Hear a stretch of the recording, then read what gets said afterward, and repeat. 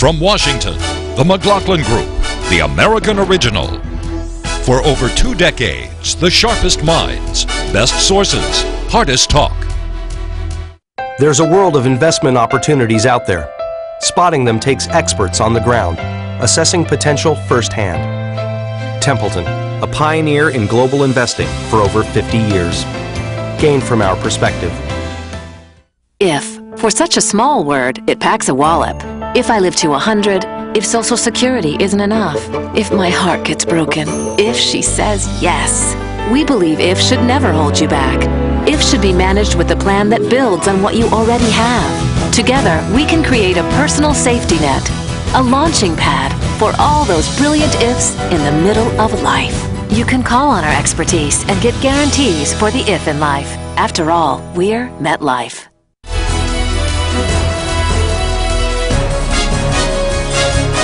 Issue 1, straighten your posture. The Department of Defense is releasing the Nuclear Posture Review, a report that outlines a balanced and comprehensive approach to dealing with the role of nuclear weapons in America's national security. The Nuclear Posture Review. Secretary Chu joining us. The review focuses on 3 types of weapons of mass destruction: nuclear, biological, chemical. First, nuclear. If a country uses a nuclear weapon against the U.S., a U.S. retaliatory nuclear strike is an active option. Second, biological, chemical weapons of mass destruction. If a country were to attack the U.S. with a biological or chemical weapon, a U.S. nuclear strike is off the table if 2 conditions are both met. 1. The nation attacking the U.S. with germs or chemicals has no nukes. 2. The same nation attacking the U.S. with germs or chemicals is ostensibly abiding by its nuclear non-proliferation treaty commitment. Secretary of Defense Gates outlined the U.S. non-nuclear response to a biological or chemical attack if both conditions are met. If any state eligible for this assurance were to use chemical or biological weapons against the United States or its allies or partners, it would face the prospect of a devastating conventional military response. Secretary Gates also isolated North Korea and Iran as exempt from the assurance of a non-nuclear response. We essentially carve out states like Iran and North Korea that are not in compliance with NPT, and basically all options are on the table when it comes to countries in that category. Question, how much of a policy shift is this, Pat Buchanan? It's a major policy shift, and it's a very foolish, lawyerly shift. Before the Iraq War, Desert Storm, James Baker called out Tariq Aziz, and he said, if you use chemical or biological weapons on our invading troops into Kuwait, we will use everything on you. And they didn't use those particular weapons. He's making a terrible mistake. Secondly, Eisenhower, 1953, sent word to the Chinese, you stop the war in Korea or we take the lid off the weapons we used. We got a truce in 6 months. Third, 1958, war in the Taiwan Strait. Eisenhower says, shut it down or it's going to go up the stairs. In other words, threatening the possible use of atomic weapons. And he made peace all 3 times. These subtle or hidden threats worked, and he's given up our ambiguity. You get the point about ambiguity. He surrendered ambiguity, and that's a strategic ambiguity. We live in a different world. We don't live in a bipolar world where we're worried about some Soviet general launching a weapon from Minsk. We're worried about nuclear material floating in on a boat launched by perhaps some terrorist group.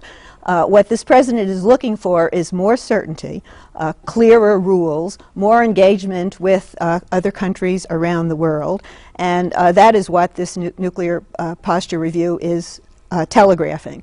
The purpose of nuclear weapons in today's world do not make the U.S. or indeed Russia safer. They are an incentive for secondary players and rather rogue nations to accumulate them, and he's trying to reverse that, and you do find some bipartisan pressure now towards his goal of a nuclear-free world. This change in American nuclear doctrine is another piece of evidence that this president considers American power a problem in the world rather than a solution. You do not telegraph to your enemies what you are prepared to do and what you are not prepared to do. This is Commander-in-Chief 101.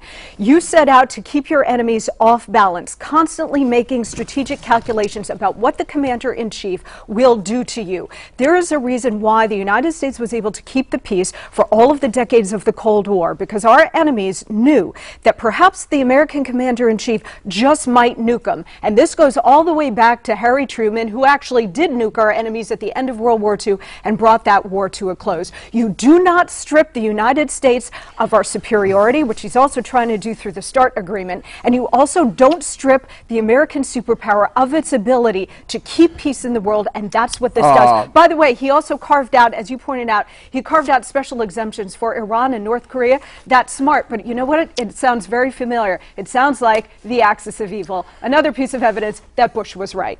What is the situation where you would envision the U.S. using a nuclear weapon? You don't, Eleanor, it doesn't matter. You don't take any option off the table. Mort, okay, ladies, hold on. Mort.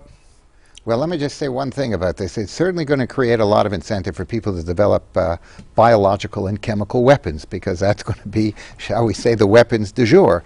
Those are going to be very difficult, I might add, to trace back to individual countries. So I actually happen to be in favor of reduction of nuclear capabilities and weaponry. A lot of them are old weapons, old rockets, and I'm not sure they serve quite the same purpose that they did. Well, we're doing that now in the START treaty. It's not only that, but when Bush, who favored some of this reduction as well, I might add, but he had three exceptions. One is for nuclear, for biological and chemical agents, and for a very major conventional attack. So you keep at least that option. So in a sense, I think he went further than that. It's my understanding that Gates was opposed to that elimination of that exception. Of the ambiguity? Yeah. Do you think that this is going to be an inducement of any kind for Iran to come around in view of the fact that we're not forbidding them with a nuclear attack from using germ weapons against us?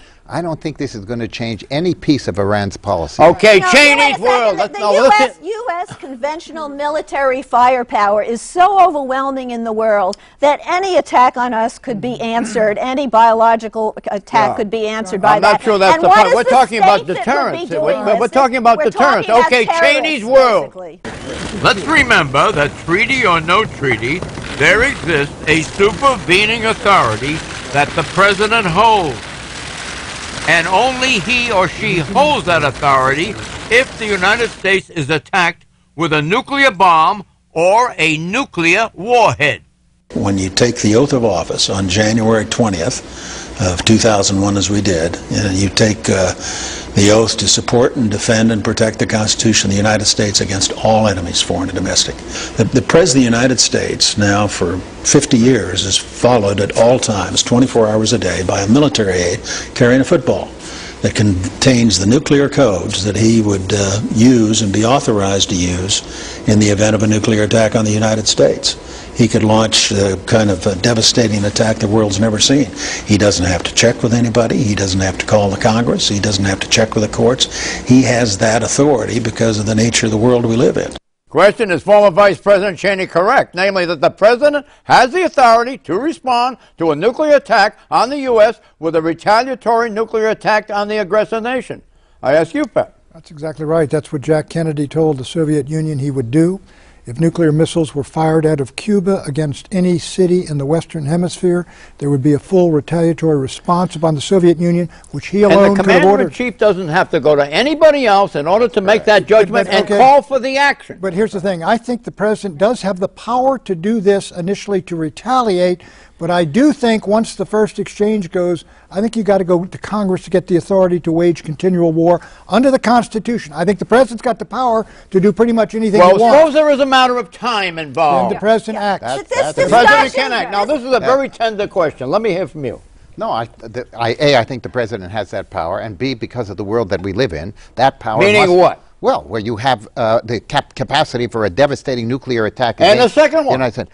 Yes, but we have to be able to respond absolutely quickly. So he can do it on his own authority by going to no one, not the chiefs of staff. Amongst other things, what if you do this while most of the missiles are in the air? So he can call up NORAD and say, okay, go with it. That's right. That was more apropos to the world we used to live in when there were two superpowers and we were living on trigger's edge. What we live with now are terrorists and the likelihood of non-state actions where you don't know who is launching whatever, and the proper response is not a president acting on his own and showering bombs. This is a scenario that is not likely to happen, while many other scenarios are likely to happen. So on the basis of the improbability of the scenario, the real world, of terrorists is what we're looking at. The founding fathers deliberately vested the commander-in-chief with that power so that he could act with dispatch in immediate crisis situations. But Obama's whole strategy, yes, of course. That's an enormous power. Oh, of course it is, but deliberately so and appropriately so. But Obama's whole approach here is to try to set example for the rest of the world. Exit question. The United States will not follow. In the case of a nuclear attack on the U.S. by another country, would President and Commander-in-Chief Barack Obama push the button in retaliation, or would he shrink from using the retaliatory nuclear weapon? Pat. I hope he would use the weapons if he used them against their forces and not their cities. I don't know whether Obama would do it. My guess would be he would sit down, he would have to do it. This is not the scenario we're going to face. This is political gimmickry designed to make President Obama look somehow weak because he's trying to put us on a path to a world where we can lessen our reliance on nuclear weapons. The danger of nuclear material is from loose nukes and unsecured material, and there will be a summit in Washington early next week where over 40 heads of state will be here talking about trying to rid us of this really Frankenstein of history. John, the big we'll get back very quickly. The summit, let me talk about it.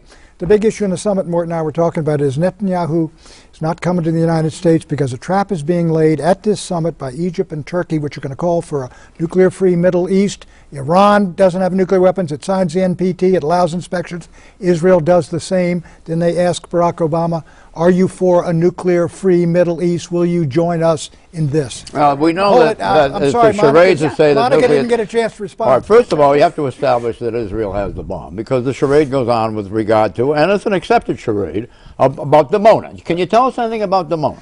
Well, I can tell you that it's a very well-known name in Israel. You mean because it has a nuclear research center? Look, yes, it has a nuclear There's no doubt that Israel has the bomb. Well, there's always a constructive ambiguity, which they deliberately keep and have for many years for all kinds of good reasons, as you know. Do you think that you could call it ambiguity, but you're the only one who sees it as ambiguity. I mean, you can pretend it's ambiguity. I didn't say it was just ambiguity. I said it was constructive ambiguity. Okay. Do you think it's become, however, a term of derision in describing Israel, because it is an obvious, not an illicit, but it's an obviously, it's a kind of a charade. Well, they are 7 million people in a sea of hostility, okay? And they want to make sure that people understand there is the possibility. Well, why don't they present that case? Why not present that case to the world? I think on many levels they've tried to. Have they signed a nuclear non-proliferation treaty? No, they have not. Is that your point? South Africa had a secret bomb also, John. No, they have not signed the nuclear. Would you recommend that they sign it? If I were Israel? The purpose then the purpose of that is international pressure to disarm Israel. To answer your exit question, if I could just get in very quickly, the potential scenario, God forbid, is that Iran or North Korea or any other rogue state, there are a lot of them seeking nuclear weapons like Venezuela and Syria, that they either launch against the United States or they pass off the materials to a terrorist. Now, Buchanan, you got us off the track here. We're talking about the psychology of Barack Obama. Does anyone on this set feel that given an attack by a nuclear power on the United States with the bomb, that Barack Obama is psychologically deficient in being able to say, I will nuke that nation? No, I believe he will, because otherwise we suffer a first strike.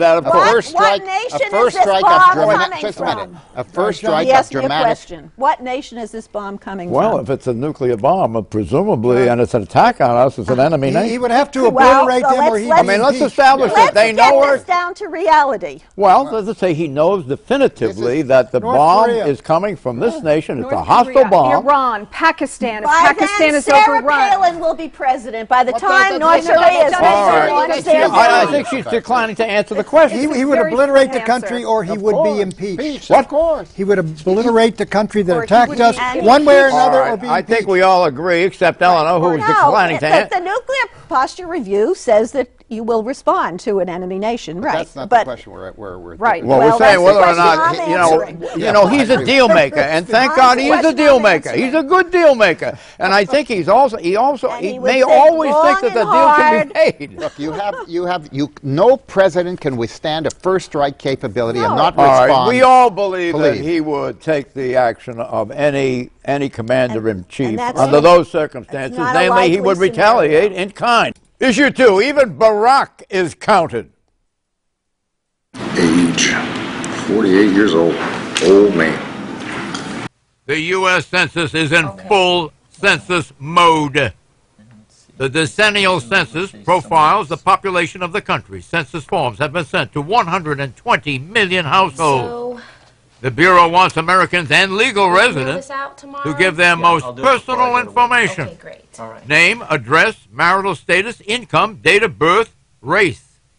Even illegal aliens are encouraged to fill out a confidential census form, and they have been given the assurance that their anonymity will not be disturbed by the census taking. Census information will be used to determine where federal funds should go, and whether states should continue to have the same number of congressional districts or gain some or lose some. The federal government is the custodian of personal information of every resident in the nation. So, should we be concerned about our privacy? One of the proudest things I think I can say is we have a set of laws that protect the confidentiality of your answers to the nth degree, and that's a good thing for us. Not everyone is convinced. Well, we don't have any reason to think that they would keep this kind of thing secret. There's never been any success in any government effort to keep this kind of information secret. But one professor may have history on his side. Item, World War II. The federal government used census information to intern thousands of Japanese and Japanese Americans. Item, post 9/11 terrorist attacks. The Census Bureau in 2004 gave information on Arab Americans to the Department of Homeland Security. That history may be why nearly half of all Americans are not confident that the federal government will keep their personal information confidential. In fact, 49% doubt it. Question, the Census Bureau has a track record on safeguarding data. How good are the safeguards, Monica? Well, you just laid out some pretty difficult examples here for the census. But look, I think by and large, over the years, they have done a pretty good job at keeping the material confidential. Problem is, if you think there are worries here about the census keeping your information confidential, wait till the federal government gets a hold of your health records. First of all, there is a lot of potential for fraud. There was a big story last week about the census sending out duplicate forms. I filled out my census, and I believe everybody should. It's a constitutional requirement. You should do it. It's all about the allocation of funds and also redrawing congressional districts. So everybody should do it. I didn't find the questions particularly intrusive. I did think it was a little race-obsessed. But apart from that, in terms of race-obsessed, I found the form a little race-obsessed. I don't think they need all of that information about your race. But setting that aside, the potential for fraud, after I mailed in my census, 2 days later, I got a second form. And there was a story last week about how they made a mistake and sent out duplicate forms to millions of people. Mort. Yeah, no, I had the same experience, actually. I do think it's perfectly okay. We need this kind of information for all kinds of purposes. It's the only way to get it. And there's no other agency that's going to be able to do this on a national basis. It's one of the, you might say, complications of living in a modern state. Have you heard of Choice Point? No. Choice Point?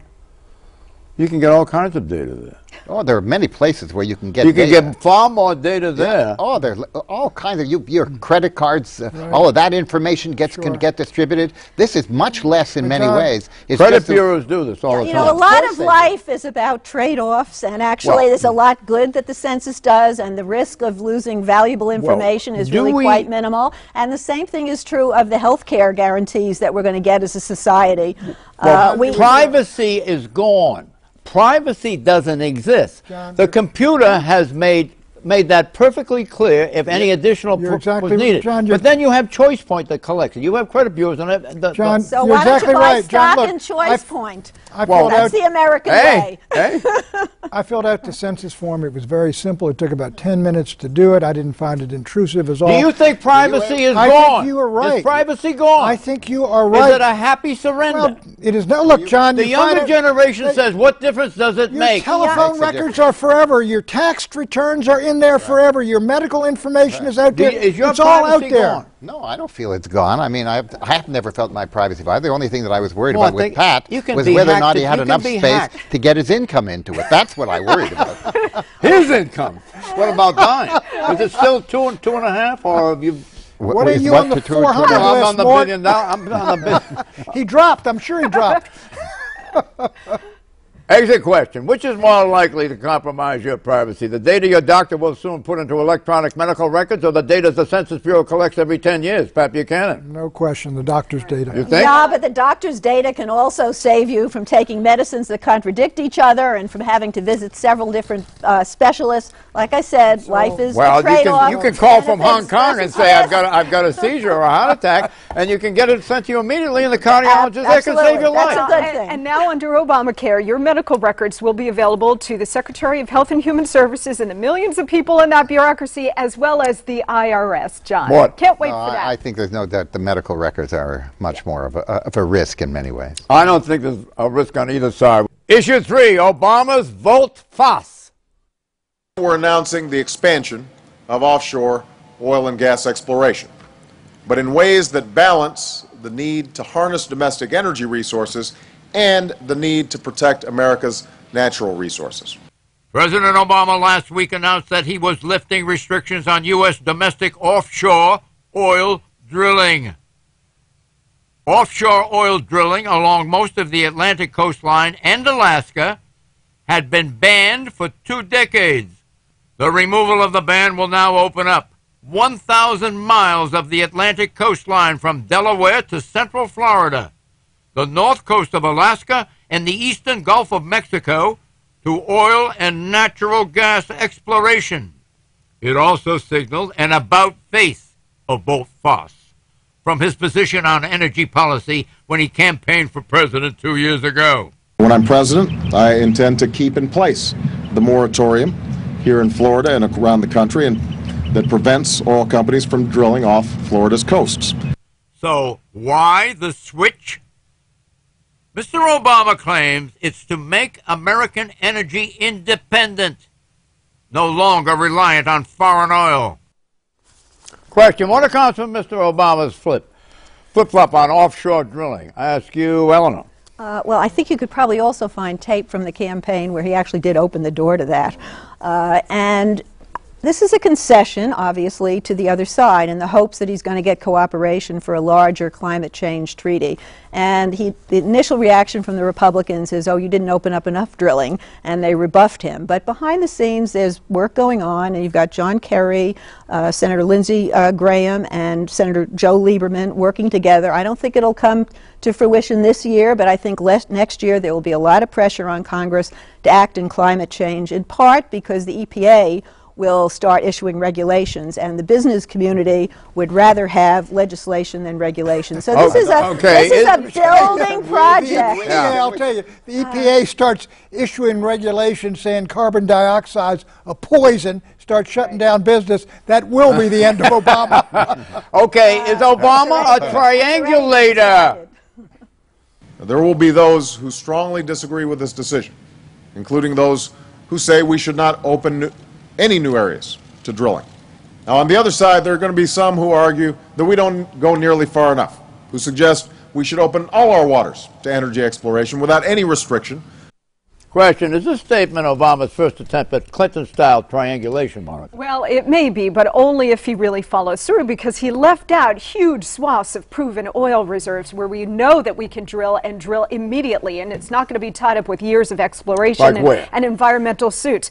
Off of the East Coast, in the Gulf of Mexico, off the coast of California, and also in Alaska, which Sarah Palin has been arguing for a long time. But look, you asked the question about why he did this. Number one, to try to get cap and trade through the Senate, where it's the Democrats from coal-producing states like West Virginia, Ohio, and Pennsylvania who are holding it up. And number two, because gas now has climbed to over $3 a gallon. It might be headed to $4 a gallon. We're heading into the summer driving season, and the last time gas was that high was the summer of 2008. President Bush got blistered for that, and Obama's trying to do a preemptive strike here. Has the tragedy in West Virginia weakened the case of those senators?